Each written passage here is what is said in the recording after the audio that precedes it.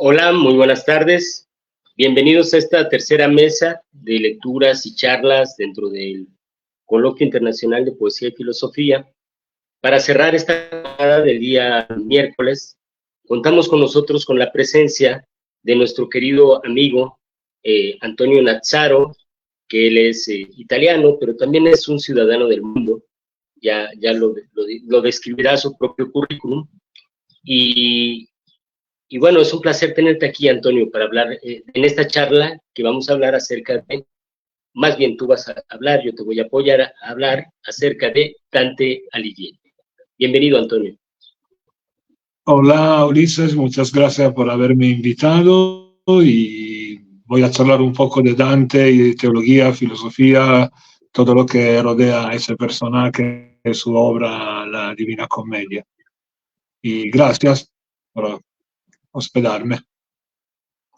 Un placer. Bueno, les comento quién es Antonio Nazzaro. Antonio Nazzaro es periodista, es poeta, es traductor, es videoartista y mediador cultural. Es fundador y coordinador del Centro Cultural Tina Modotti, que ha traducido a cantidad de escritores, sobre todo poetas de lenguas españolas, de lengua española a lengua italiana. Es director de diferentes colecciones de poesía italiana y latinoamericana por varias casas editoriales, y también es coordinador de la Escuela de Poesía de Cuba. Además, bueno, ha publicado varios poemarios, entre ellos Amor Migrante y El Último Cigarrillo, Diario Amoroso sin fechas, fotonovela poética, un libro de cuentos breves, Olor a, y el libro de crónica de poesía, Notas desde Venezuela. Y bueno, podría leerles toda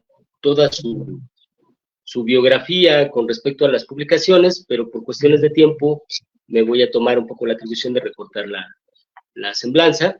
Pero lo más importante es darte la bienvenida. Gracias, querido Antonio, por estar aquí en esta lectura que le dedicamos también a nuestro querido Fernando Salazar Torres, que tú conociste también y con el cual tuviste oportunidad de trabajar también intensamente, y al cual, por cierto, le dedicas un concurso de traducción. Sí, Fernando era un amigo, era un gran poeta. Sus ensayos también sobre la filología y sobre la poesía eran y son verdaderamente interesantes, y es una pena que ya no esté con nosotros, y la verdad su vida me ha golpeado duro. Para mí ha sido algo difícil que aceptar. Era muy joven y tenía muchos proyectos, y esto la verdad ha sido un duro golpe. Y sí, decidimos un pequeño concurso que organizamos en Italia, que había una parte dedicada a la poesía de América Latina, de dedicar esa sesión a su memoria, porque se lo merece, porque es un gran poeta, ha hecho mucho por la poesía con su revista Taller Igitur. Entonces yo creo que sea lo mínimo que se puede hacer es recordarlo en cualquier momento uno tenga la posibilidad de hacerlo. Gracias. Y bueno, pues vamos a dar paso, si me lo permites. Sí, claro. Los dejo en compañía de Antonio Nazzaro. Bien, buenas tardes a todos. Le voy a hablar en diferentes momentos, diferentes cosas de Dante, para hacerlo un poco ligero. Bueno, empezamos a decir que si hablamos de poesía y filosofía y se juntamos un poco a la filosofía también la teología, Dante resuelve unos problemas teológicos que se habían quedado abiertos respecto al purgatorio.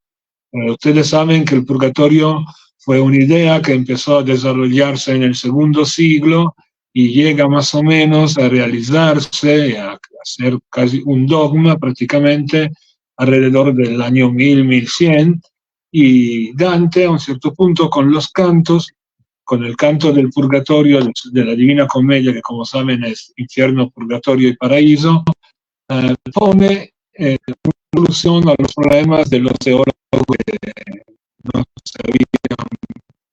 se habían definido. Por ejemplo, también el lugar del purgatorio, el purgatorio está en la tierra,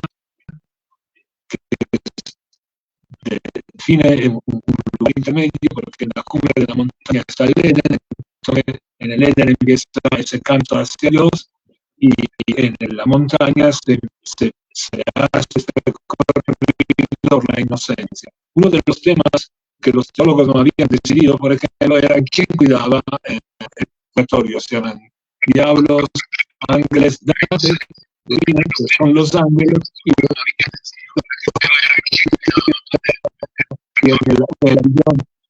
de teología también, y esto para cuando a veces la poesía no solamente sirve para expresar una filosofía, como puede ser Nietzsche, por ejemplo, sino que la poesía iba a ser la que define una filosofía, y esto creo que es interesante. También es interesante toda la construcción alrededor del... Antonio, perdona, te voy a interrumpir un segundo, disculpa mi descortesía.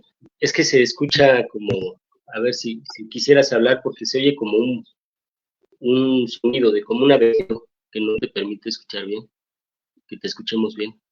Que sí lo escucho, pero no sé de dónde llegas. Espera, prueba a ponerme los auriculares, a ver si mejora la cosa.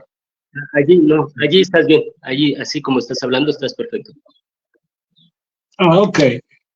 Como le decías, hay esa cosa interesante de ver un poeta que define una filosofía, una poesía, expresa una filosofía, y además tan importante, porque se piensan que los teólogos... Perdona, Antonio, te voy a interrumpir otra vez, es que si se escucha, parece que es algo que se mueve por ahí en la mesa, probablemente sea algo que se esté moviendo, porque cuando hablas, de repente te escuchas. No hay nada, pero yo puedo estar lo más que puedo, lo más inmóvil que puedo. No sé, porque no me estoy moviendo. Es que es así, la tecnología. Nada, le decía esto, ¿no? Sí, el problema es que no te entendemos, querido Antonio. Ay, mira, intento poner los auriculares a ver si mejora.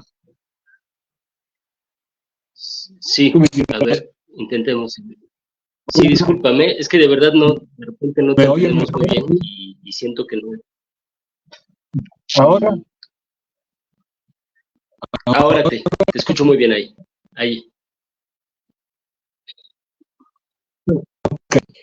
Como les decía, es interesante también propio por ese motivo, que por primera vez creo que la poesía no es una herramienta, un medio para transmitir un conocimiento filosófico, sino que define una filosofía, una teoría, una parte importante de la teoría.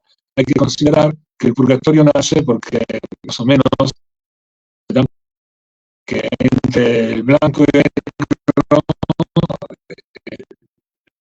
el hombre vive en el medio,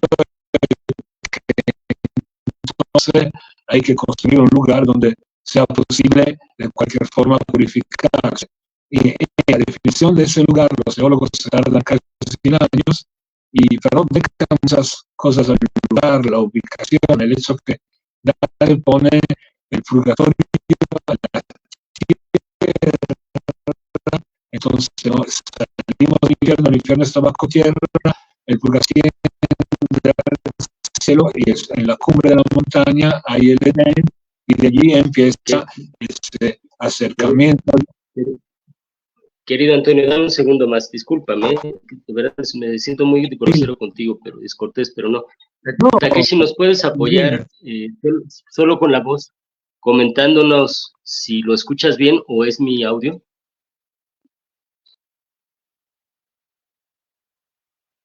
Takeshi, ¿nos puedes comentar con tu voz si tú lo escuchas bien o si es un problema de la... No, si es un problema de la conexión de Antonio, posiblemente sea el internet o el teléfono de donde está conectado a la conexión, no está como... Les pido perdón, no sé qué es la verdad. No te preocupes, Antonio, podemos hacer esto, mira, con toda tranquilidad, sal de la transmisión, conectarme con la computadora y esperemos que... Ok. Ajá, es probable. Sí, y yo te espero, no te preocupes. Aquí yo sigo un poquito con el programa. Y es preferible porque la verdad sí te entendemos muy poco y sería una lástima que la gente no entienda lo que nos estás compartiendo. Te espero con toda tranquilidad y yo sigo aquí, pues llevando un poco el programa un par de minutos en lo que tú entras de nuevo. Bueno, pues lamentamos mucho estas fallas técnicas. Realmente hoy fue un día complicado. La tecnología nos ha jugado algunas malas pasadas. Tuvimos una situación en el arranque del coloquio con respecto a la integración de StreamYard con Facebook, por ejemplo, y al parecer es un problema de Facebook. Es lo que hemos detectado de estas situaciones que existen entre los cruces de tecnología. Y en este momento, bueno, preferí, creo, comentarle a nuestro querido Antonio, pues que el sonido no estaba bien, porque creo que no tendría mucho sentido que no lo pudiéramos escuchar como él merece. Lo que bien nos comentaba, puedo ir adelantando, que él bien lo decía, bueno, está un poco de más tal vez hablar de Dante en este momento, porque seguro la gente que nos está escuchando, o mucha gente que nos está escuchando, es conocedora de la historia de Dante Alighieri, pero aquellos que no sepan algunas situaciones con respecto a Dante, justo lo que comentaba Antonio, uno de los datos curiosos es que esta idea de infierno y purgatorio y cielo es precisamente atraída hacia la gente a través de la literatura. Dante va a crear un imaginario sumamente interesante que le va a servir de algún modo, le va a funcionar a la ideología de la Iglesia Católica, a la teología medieval y prácticamente renacentista, para poder integrar a toda la parte teológica de la Biblia, también la idea del cielo, el purgatorio y el infierno, esta idea que nace de un libro realmente. Hay antecedentes acerca de ideas sobre algo parecido al infierno, por ejemplo, en la cultura egipcia. Hay algunos otros antecedentes similares en culturas, o prácticamente todas las culturas, existe un inframundo, está el Hades griego, por supuesto, pero va a ser Dante Alighieri quien precisamente va a instaurar esta ideología propiamente. Lo que es muy interesante, como comento, es que nace de una imaginación literaria, de una imaginería literaria, y cómo se va a instaurar de manera social, de manera cultural, es un dato sumamente relevante. Dante, que nace en Florencia y que es una ciudad sumamente bella, donde pueden encontrar ya en Florencia Takeshi, que es uno de los grandes viajeros, ha tenido oportunidad de conocer esta hermosa casa también de Dante Alighieri, y que fue un personaje incluso perseguido políticamente en su época, un personaje incómodo, también incluso exiliado en su momento, por las ideas que compartía. Bueno, ya tenemos por acá a nuestro querido Antonio Nazzaro de vuelta. Esperemos que esta vez la tecnología nos ayude a que nos pueda compartir esta sesión. Hola, hola, ¿me oyen? ¿Me oyen bien Perfectamente. ahora? Perfectamente, Bien, Antonio. bien, Ahora sí. bien, menos mal. Entonces retomo desde el comienzo, voy a ser rápido. Como decía, muchas veces se ha utilizado la poesía para transmitir ideas, pero casi nunca la poesía se ha utilizado como herramienta para confirmar ideas o cerrar ideas. En este caso, en el caso del purgatorio, Dante Alighieri hace esa operación en el sentido que define el lugar, por ejemplo, define que el purgatorio está exactamente en un lugar intermedio entre el infierno, bajo tierra, el cielo que está en el cielo, y pone el purgatorio en la tierra. No solo, y uno de los grandes temas que no se había decidido, había sido decidido, definido por los teólogos, era si quién era que cuidaba el purgatorio, si los diablos o los ángeles. Dante decide que son los ángeles, y de este momento en la historia de la iglesia se queda así. Le recuerdo que más o menos fueron 1000 años los que se tardaron los teólogos para definir el purgatorio, pero dejaron cuestiones abiertas como dónde se encontraba, quién lo custodiaba. Entonces es interesante ver cómo un escritor, un poeta, o un gran poeta en realidad, tiene esa oportunidad y lo hace y se queda así. Las definiciones teológicas de Dante del purgatorio, el lugar, quien lo cuida, ese camino hacia hacia la inocencia, ¿no? Todo eso Dante lo confirma y se vuelve ley, decimos así, en la religión cristiana. Cristiano-católica, para ser más exacto, aunque, por ejemplo, el mismo Lutero definía el purgatorio el tercer lugar. Toda la religión cristiana de cualquier forma ha tenido la necesidad de tener ese tercer lugar, un lugar intermedio entre el negro y el blanco. Y como perdimos un poco de tiempo, paso a otra cosa, regresamos al infierno y a otra relación entre Dante y un grande pensador del siglo XX, que era Antonio Gramsci, que fue el fundador del Partido Comunista, porque él hace un análisis que es muy interesante de un canto, que es el canto de Farinata. Farinata es uno de los grandes enemigos de Dante en la guerra entre Guelfos y Ghibellinos, pero la cosa interesante es que Gramsci, como pensador, cambia la visión de ese canto. Todos los que han estudiado la Divina Comedia, han hablado sobre ella, siempre ponen al centro el encuentro con Farinata y el drama de Farinata. Dante, como en ese lugar, junto a Farinata, está Cavalcanti, el padre de Guido, su amigo. Dante allí hace una operación particular, porque, como ustedes saben, Dante habla de su viaje, pone su viaje en una fecha que es entre el 1300 y el 1300, pero cuando empieza a escribir, en realidad, el 1309, entonces ya todo lo que él cuenta está ya ocurrido. Pero hay que decir eso, los que están en ese círculo del infierno, que son de cualquier forma los epicureos, están condenados a ver una parte del pasado y a ver una parte del futuro, pero no pueden absolutamente ver el presente y no ven un futuro cercano ni un pasado cercano. Entonces están en ese limbo temporal y es interesante porque a un cierto punto el padre de Cavalcanti, de Guido Cavalcanti, reconoce la voz de Dante, le pregunta sobre su hijo y Dante no le contesta y además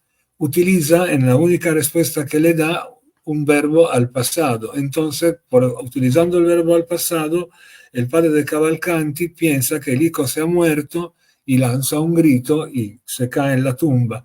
El diálogo entre Dante y Farinata sigue y a un cierto punto, y que eso es una parte interesante, porque ustedes saben que en la Divina Comedia hay tres Dante: el Dante personaje del viaje, el Dante escritor, el Dante ser humano.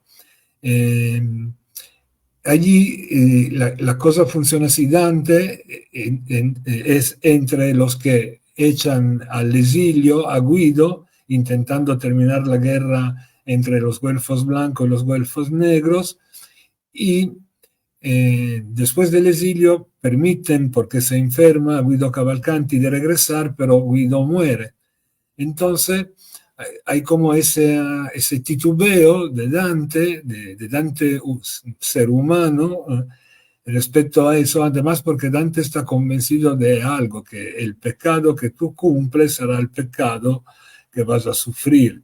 No es para nada una casualidad que Farinata le dirá: tú vas a estar en exilio.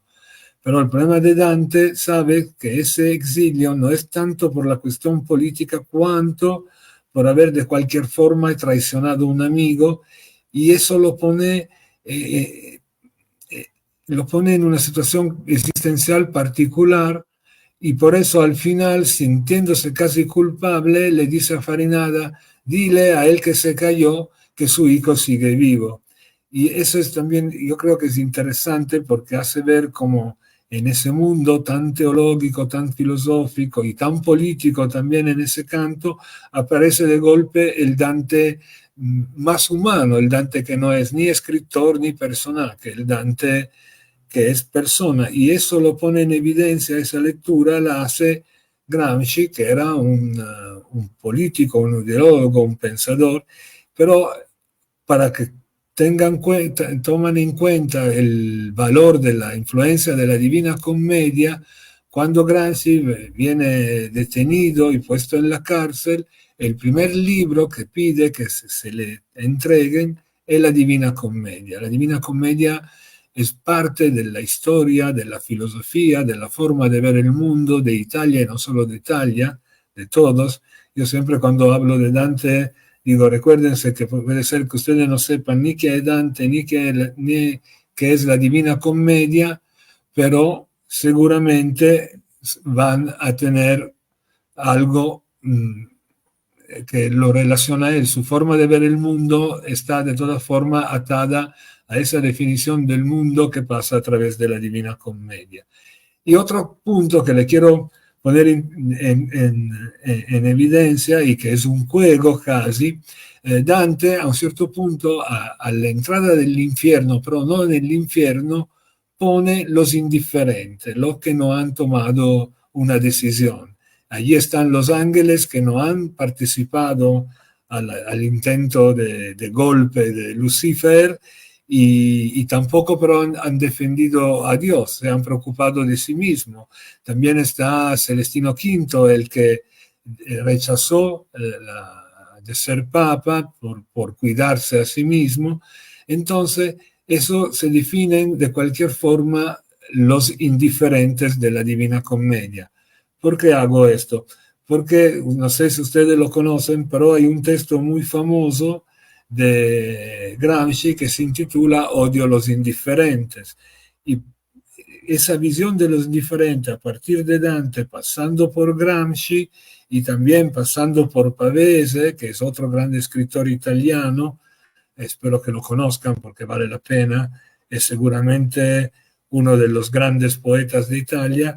Él escribía también novela, en una novela cuando una muchacha le pregunta, ¿no es que tú también eres fascista? Él contesta, todos los que no reaccionan en contra del fascismo son cómplices del fascismo.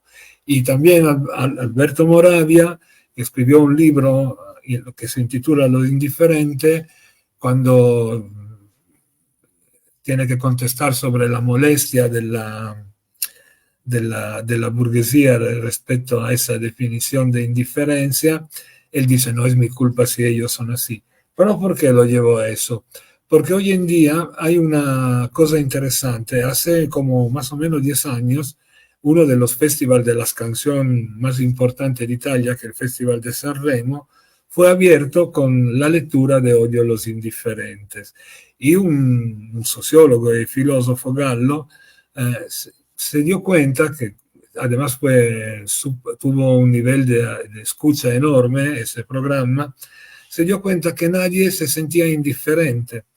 ¿Por qué? Porque en esa sociedad, dentro de este mundo donde yo estoy con ustedes ahora, dentro de Internet, nadie es indiferente, porque yo pongo un me gusta a los que están en favor de Gaza, pongo un me gusta a los que están que defienden los perros, pongo un me gusta a las mujeres que defienden el género y todas esas cosas, y parece que poniendo un me gusta ya no soy indiferente. Entonces Gallo hace una propuesta interesante a nivel filosófico, creo, dice, es que hoy en día necesitamos de indiferentes porque son los únicos que no tienen un pensamiento que está dentro del sistema. En cuanto no ponen me gusta, entonces de cualquier forma tienen un pensamiento crítico. Para retornar a Dante, le ponía esto porque me parece interesante ese recorrido de la idea de los indiferentes para llegar hoy en día que probablemente los indiferentes son los únicos que no son indiferentes.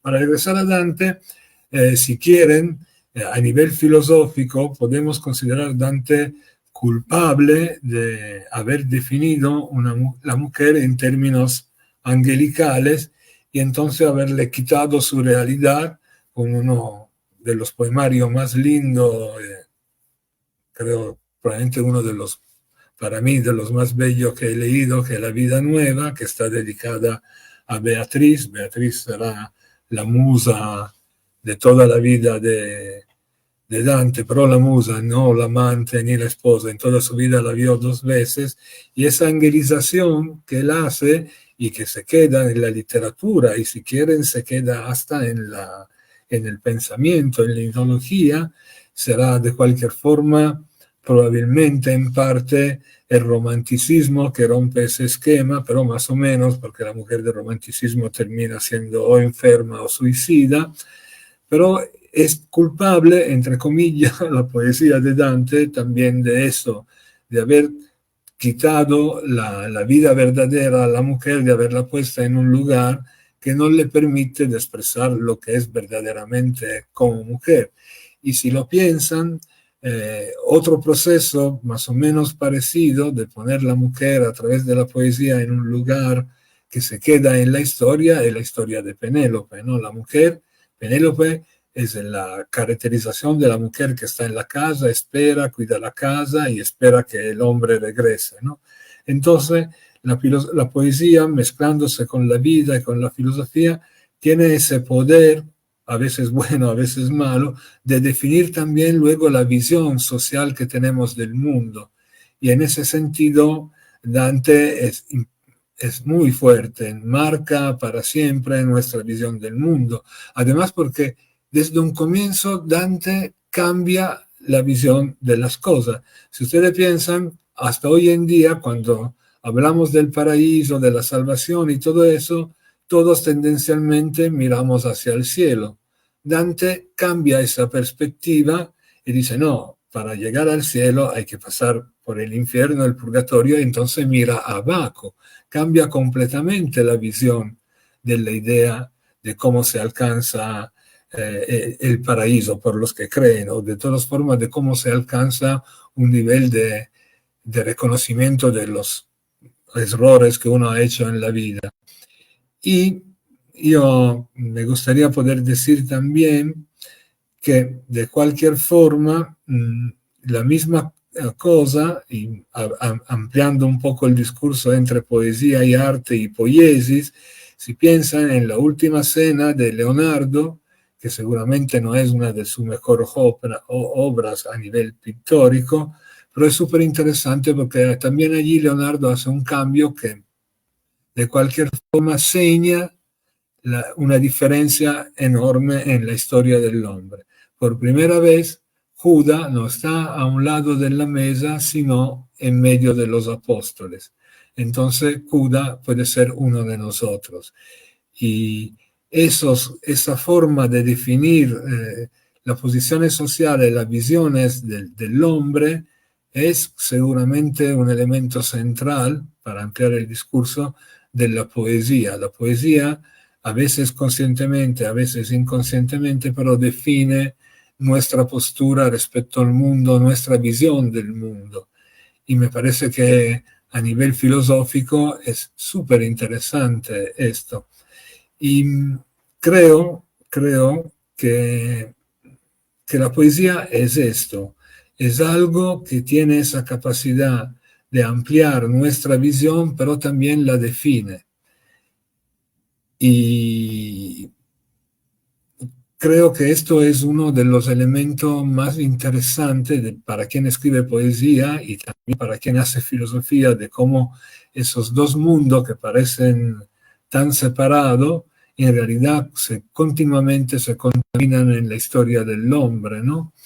Y creo que no quiero agobiarlo mucho, además porque sé que allá ya es hora de comer, pero creo que son esos puntos que son interesantes. Habría que decir mucho más y contar muchas más historias respecto a Dante y la definición del mundo en que vivimos y nuestra forma de ver el mundo. Pero creo que más o menos, para darles unos puntos y acercarse a la Divina Comedia, que aunque sea un libro complicado, vale la pena leerlo y sobre todo vale la pena leerlo todo, no solamente el infierno, también el purgatorio y el paraíso, son espectaculares y allí se definen todo lo que fue una visión del mundo y que durará por siglos y que en parte sigue vigente. Y creo que eso es el compenetrarse entre filosofía y poesía. Luego, Ulises, si quieres que vaya diciendo cosas más, pero no sé, tú me dices. Sí, sí, claro, yo encantado, gracias, qué buena charla. A mí me estuvo traicionando todo el tiempo mi cabello, y disculpa que estuve aquí peinando mientras tú hablabas. Mira, hay una pregunta, bueno, un comentario de María Patricia Lara Flores. Comenta que de niña leí esto y me dio miedo el infierno. Ahora, después de muchos años, agradezco al ponente aclarar tantas cosas importantes. Gracias. Es que yo creo que además, hago una premisa. Yo soy totalmente ateo, ateo extremista, ateo. A mí me caen mal los chamanos, para mí son todos iguales, son todos unos charlatanes que juegan con la superstición de la gente. Es mi visión, ¿eh? Yo solo quiero ser honesto y decir, yo esas cosas las veo así. Eso pero no quita nada a la fascinación, al nivel de la poesía de Dante y de otros, y respecto a la fe y la creencia de todos, pero esa es mi postura. Pero creo que sí, que de todas formas estos libros enseñan mucho y te hacen entender el mundo que está alrededor tuyo, ¿no? Por ejemplo, la interpretación de Gramsci, porque para mí es importante, ¿no? Aparte que Gramsci es el padre del Partido Comunista Italiano. Yo he trabajado, he vivido muchos años adentro del Partido Comunista, hasta por lo menos cuando existía, pero era interesante porque le leo una cosita que a mí me fascina, ¿no? Porque allí también literatura y filosofía, ¿por qué se encuentran? Se encuentran también por eso. Siempre tenemos una idea del comunismo como un sistema burocrático que no le importa nada del arte, al final y al cabo, que todo tiene que ser un cubo y otro cubo, ¿no? Que es en parte cierto porque así fue con el stalinismo. Pero a un cierto punto Gramsci, en un texto en el 1919, dice, no, el comunismo no va a oscurecer la belleza y la gracia. Hay que entender el empuje con que los obreros se sienten llevados a la contemplación del arte, a la creación del arte, cómo profundamente se sienten ofendidos en su humanidad por el hecho que la esclavitud del salario y del trabajo lo pone afuera de un mundo que integra la vida del hombre, que la vuelve digna de ser vivida. El proletariado, llegado al poder, tiende a restaurar el reino de la belleza y de la gracia, tiende a elevar la dignidad y la libertad de los creadores de belleza. Digo eso y leo ese texto porque siempre pensamos que los regímenes, lo que sean, y la ideología, siempre ponen el arte a un lado, y no. El arte es un elemento central, y por eso probablemente a Gramsci le caía muy mal a los stalinistas, porque esa es una visión muy abierta, muy libre, y a un comunista stalinista no le habría gustado, probablemente a un comunista leninista sí. Pero es esto, yo creo que en todo eso, en toda la poesía hay esto, un elevar la dignidad, hacer conocer la gracia, y todos esos términos no son términos de la literatura, si lo piensan bien, son todos términos filosóficos. Pero esa es la función del arte. El arte tiene la función de acercar la belleza y sobre todo tiene lo que estamos haciendo acá ahora contigo, Ulises, la posibilidad de dialogar. Probablemente no tenemos la misma idea política, no nos gusta el mismo equipo de fútbol, pero a través del arte podemos sentarnos a hablar y respetarnos. Y creo que este es el verdadero valor filosófico del arte, por lo menos para mí. No sé qué piensas tú. No, totalmente de acuerdo contigo, totalmente de acuerdo. Y fíjate que un punto que me interesa mucho de lo que mencionas son las mitologías. Me llama mucho la atención de lo que yo menciono como mitologías literarias, porque se forman ideas interesantes con respecto a ciertos escritores, e incluso comentaba yo antes de que entraras lo que tú decías, que la iglesia asume esta idea de infierno y purgatorio y cielo a través de la literatura. Es una cuestión más que teológica, pues literaria. Sí, sí, Quiero preguntarte un poquito, precisamente esta parte de la imaginación. ¿Cómo fue este proceso de que la literatura se volviera parte de la iglesia? ¿Qué se sabe al respecto? ¿Cómo la iglesia adoptó esta postura pues, literaria como postura teológica? es que eso es algo interesante. La Divina Comedia, sobre todo el infierno, y por eso todo hablamos más siempre del infierno, fue uno de los libros que utilizaron por la evangelización de Europa, sobre todo los franciscanos, ¿no? En un mundo supersticioso, hacer ver lo que puede pasar en el infierno, y abro una paréntesis. Uno de los profesores de Dante era muy amigo y casi discípulo de un pensador de España que había de cualquier forma escrito, entre comillas, un ensayo sobre toda la forma del infierno en el mundo islámico y árabe y musulmán. Y seguramente todo ese pensamiento también influye en la construcción del infierno. ¿Tú me oyes bien? Sí, todo eso sirve también y está dentro de la construcción del infierno de Dante. Pero tuvo una función tan fuerte por la evangelización de Europa que, por ejemplo, hay textos de Dante que fueron prohibidos por la iglesia y el infierno, que parecía el que podía ser el más prohibido, porque en el infierno se encuentran papas, ¿no? Hasta el Papa Bonifacio VIII, que era el acérrimo enemigo de Dante, el que traiciona a Dante.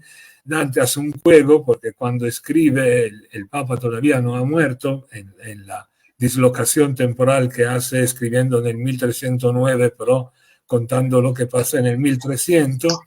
Entonces, al llegar otro papa que está con la cabeza abajo, el trasero afuera, en una llama que le quema los pies, dice, Bonifacio, ya llegaste, ¿no? Como a decir que Bonifacio VIII llegará al infierno. Pero yo creo que fue respetado y fue tomado por la iglesia propio por el valor que tuvo, la capacidad que tuvo de permitir la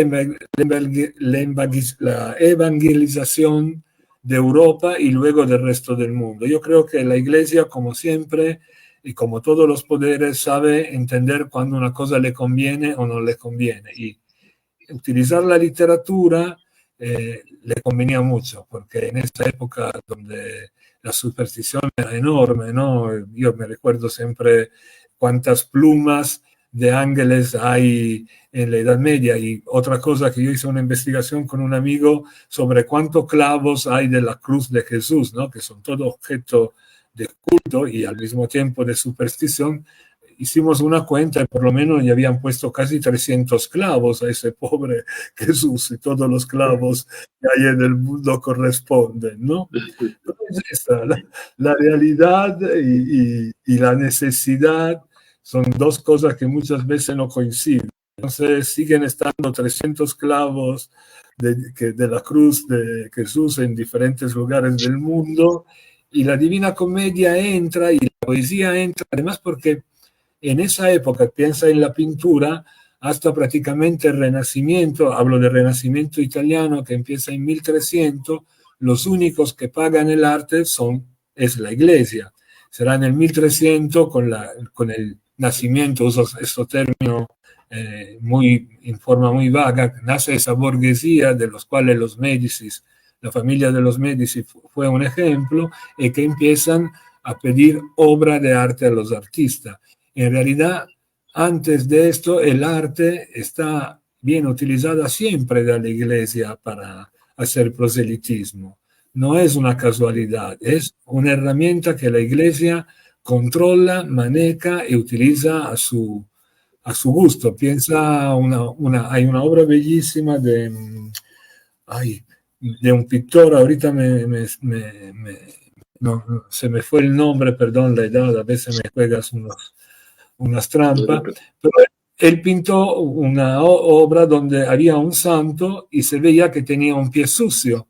Y la iglesia decía que no se puede ver un santo con un pie sucio y se lo hicieron pintar otra vez, porque eso era, la iglesia utilizaba la cultura, el arte para hacer proselitismo, a eso a ellos les interesa.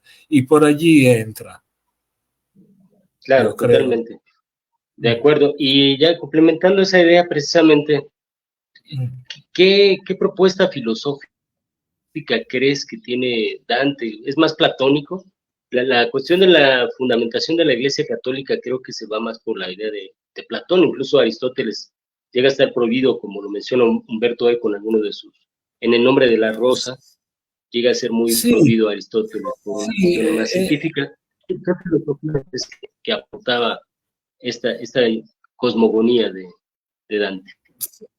Es que es una mezcla, ¿no? Porque el mundo descrito a nivel científico que describe Dante es un mundo totalmente aristotélico, ¿no? Y es el mundo que la Iglesia defenderá hasta Galileo, ¿no? Galileo, cuando pone en crisis la visión aristotélica, todo viene condenado, ¿no? Pero decimos que el fin, la visión final, ese concepto del amor que tiene adentro la Divina Commedia, sí, tiene seguramente una deriva platónica, aunque es un equilibrio raro, ¿eh? Habría que profundizar mucho más la cosa y verla, porque hay diferentes aspectos.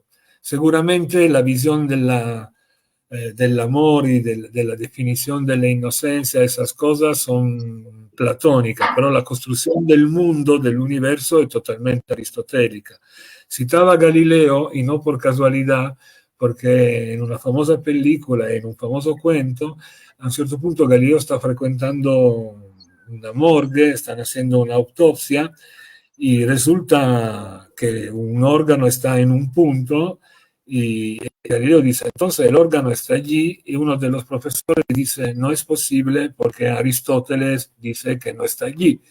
Y Galileo dice, entonces Aristóteles nunca abrió un cuerpo, pero no importa, eso es la capacidad del poder de manejar las ideas, ¿no? Aunque tú puedas ser evidente que una cosa no es así, si el mundo de la idea y del poder coinciden y deciden que esa cosa de todos modos es como ellos dicen y no como se ve, eso no cuenta. Y sí, yo creo que la posición filosófica de la visión del amor de Dante es platónica, pero la construcción del mundo es totalmente aristotélica. Interesantísimo. Y hoy en día aún hay gente que sigue pensando que la Tierra es plana. Así, para que no estemos muy lejos de aquellos, de aquellos años. Puedo hacer, yo estoy viviendo en Argentina, puedo hacer un chiste. Pues, tenemos Milei como presidente, nosotros, que piensa que un país puede existir sin el Estado, que puede ser todo anárquico basado sobre el dinero. El mundo funciona así. La cosa que siempre nos dicen que la experiencia no te permite de equivocarte otra vez, demuestra que es totalmente falso. Tú piensas, la historia del hombre, por lo menos se la hacemos coincidir, como dicen los cristianos, con el nacimiento de Cristo, no ha tenido un solo día sin guerra. Estamos otra vez en medio de dos guerras y otras guerras más pequeñas y seguimos. Entonces, en realidad no aprendimos nada. Y entonces, ¿para qué no pensar que la Tierra está plana? No es un pensamiento al final y al cabo no muy peligroso respecto a otros, ¿no? Yo pienso a una ideología que hay hoy en día que dice que los pobres son pobres porque quieren ser pobres, ¿no? Y es increíble poder pensar una cosa así. Pero es complicada la vida que tenemos adentro de este mundo y así vivimos, desafortunadamente, y al mismo tiempo afortunadamente, porque tenemos por lo menos la posibilidad de opinar. Pero te digo, a veces creo que los indiferentes, lo que no ponen me gusta, realmente son los únicos que tienen un pensamiento crítico. Y eso es otra cosa que hay que reflexionar mucho, ¿no? Sí, esa es una gran frase y una gran verdad. También no podemos, nos dice mucho de cómo se piensa, ¿no? Y ahora que mencionas a Gramsci, precisamente un gran fundador, a mí me gusta mucho Gramsci cuando cuestiona la idea del arte popular comparado con el gran arte, que cuál es la diferencia realmente entre el arte que se ejerce desde la parte obrera, digamos, desde la parte de abajo, comparada con la parte de arriba, ¿no? Es un gran pensador, Gramsci. Y yo quería preguntarte, me llama mucho la atención que Gramsci toma este texto, que bueno que lo ha tomado, pero ¿habrá en Dante Alighieri una postura ética o de vida? ¿Encuentras tú una postura que ayude a que Gramsci tome a Dante como este ejemplo de, de la idea de los indiferentes? Sí, seguramente. Yo creo que el texto, yo no sé si tú conoces el texto de los indiferentes de Gramsci, pero tienes muchas relaciones con los perezosos, o sea, con los indiferentes de, de Dante. Y conociendo el amor que tiene Gramsci por Dante, el respeto, y Dante es una cosa rara, porque es literatura seguramente alta, pero se vuelve en literatura pop, me explico. En esa época, a un cierto punto, la gente aprende de forma oral a recitar la Divina Comedia. Y como si fuera una canción de verano que todos aprendimos porque nos te la hacen escuchar 1000 veces, ¿no? Mientras Dante tenía una idea que su público tenía que ser un público culto y todo eso, se equivoca totalmente, y eso probablemente es su suerte, se convierte en una obra popular, ¿no? Hasta hay una leyenda, una anécdota que dice que Dante estaba caminando cerca de Florencia, que es imposible, y que escucha a un herrero que va martillando, y mientras que martilla va diciendo un pedazo de la Divina Comedia, y como todos hacemos cuando pensamos en una canción y la cantamos, si nos falta una palabra o dos, nosotros ponemos una que nos parece que está bien. Entonces Dante se enoja, entra en el taller del herrero, agarra su herramienta, empieza a tirarla al piso, el herrero dice, oye, ¿qué te pasa? Me estás arruinando mi herramienta. Y Dante dice, ¿y tú que arruinas mi única obra, la única cosa que tengo? ¿Por qué no tengo que ser molesto, no? Es esto. Yo creo que Dante, la grandeza que reconoce también Gramsci, Dante es esta, de haberse convertido en una obra popular, que la gente entiende, que la gente siente placer a repetirla, ¿no? Se convierte en algo que, si quieres, es como el folclore, ¿no? Empieza a ser parte de la vida de la gente. Y es una obra, pero de alto nivel. Yo creo que sea eso el punto de encuentro entre los dos. Si quieres, te puedo leer un pedacito de Los Indiferentes de Gramsci y así te vas a dar cuenta un poco. Sería maravilloso. Sería maravilloso. Yo creo que por cuestiones de tiempo no lo podemos lograr, pero podemos recomendar que la gente busque el texto de Los Indiferentes de Gramsci. Sí, lo van a encontrar en versión en español en muchos lugares, a gratis, lo pueden descargar.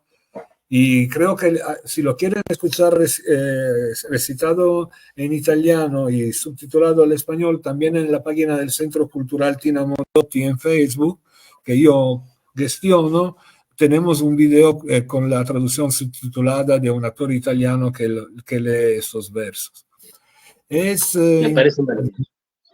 Nada, yo te agradezco de haberme permitido de estar aquí con ustedes. Para mí ha sido un placer, como siempre cuando tú me invitas a hacer cosas, yo lo disfruto mucho. No sé si la gente lo disfruta, pero yo lo disfruto, la verdad. Sí, en realidad no sabemos si los demás están contentos, pero nosotros sí.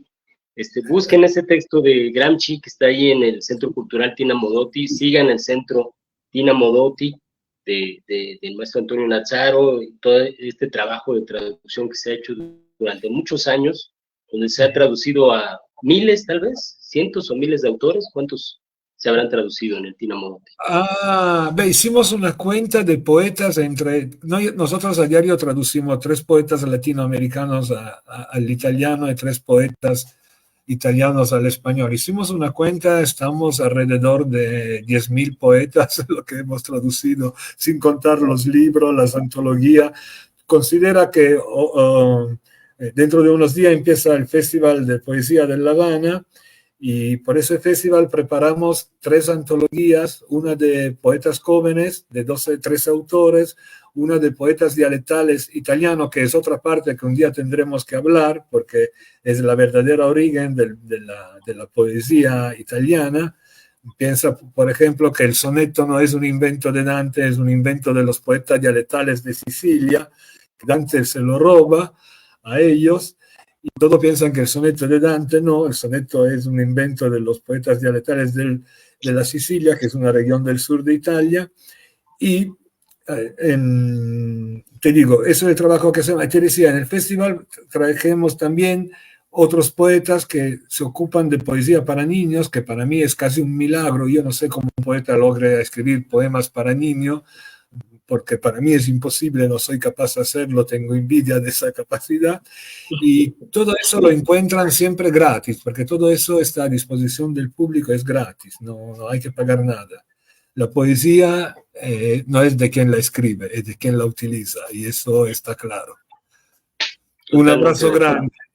Un abrazo grande, y para despedirnos, bueno, quiero mandar un saludo muy grande, un abrazo muy grande a La Habana. Es una ciudad que yo quiero mucho. Cuba es un país que yo quiero mucho. He tenido oportunidad de estar 2 veces allá y es uno de mis países favoritos. Y La Habana probablemente sea la ciudad que más amo, aparte de la Ciudad de México, por supuesto, en el mundo. Entonces, pues un abrazo muy grande. Y una última pregunta, así como para despedirnos así muy rápidamente. Esta influencia que citabas de Dante, muy interesante. El daño que puede haber hecho sin quererlo, con la idea de esta musa que era Beatrice, de la idea romántica de la mujer, de la idea angelical de la mujer. Hay influencias, por supuesto, en Borges, en el Aleph, la Beatriz de Borges. Hay influencia tal vez en Dante Gabriel Rossetti. Ayer platicaban un poco de eso en otra ponencia. Y te quería preguntar, con esto nos despedimos, si encuentras otras referencias, otras grandes influencias de esta imagen de la mujer en otros escritores de la literatura universal. Yo creo que hay en mucho, ¿no? En términos diferentes, pero sí, también en la de Borges de cualquier forma hay.